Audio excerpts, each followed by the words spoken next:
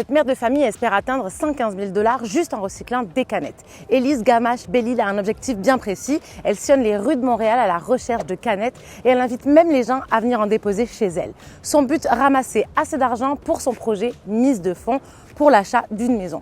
Et le mois dernier, elle a atteint 100 000 $. Donc, le projet Mise de fonds, c'est un projet que j'ai imaginé il y a 4 ans en voyant en fait la non-abordabilité résidentielle des bâtisses dans mon quartier que j'habite depuis 20 ans. Les gens me disaient « Mais quitte si tu n'as pas l'argent pour rester dans le quartier ». Et j'ai décidé de refuser, de résister. Je suis allée avec elle déposer sa plus récente collecte à la coop des valoristes, des sacs, puis encore des sacs pour un grand total de 124 $.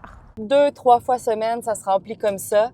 Puis, je vais les porter aux valoristes où est-ce qu'on s'en va. Malgré que j'ai beaucoup de choses, j'arrive toujours à rentrer dans ma voiture quelque chose qu'on a trouvé sur le bord de la rue. 4 ans après le début de son aventure, Élise a déposé près d'1 million de canettes. Alors derrière cet objectif, elle m'a expliqué l'envers du décor parce que recycler des canettes, c'est aussi une façon éthique de faire de l'argent. C'est une super éducation, autant financière qu'une éducation de vie, c'est-à-dire qu'il faut persister dans la vie, il faut résister. J'aspire à ce que les gens le fassent aussi, c'est-à-dire moins gaspiller, moins acheter, repasser au suivant, aider son prochain. Il faut qu'on vive comme ça en communauté, il faut qu'on vive ensemble de cette manière-là. De temps en temps, les gens reviennent en me disant que je vole les canettes de l'itinérance. Et moi, je réponds, ben si c'est ce qu'on laisse à notre itinérance, nos canettes, c'est nous qui avons un problème de société.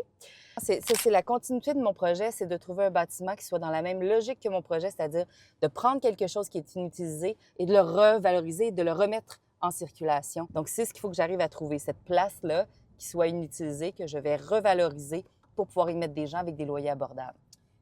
Bon, son objectif n'est pas encore atteint, mais disons que ça avance bien. Puis toi, tu les ramènes tes canettes ou tu les renvoies direct au recyclage?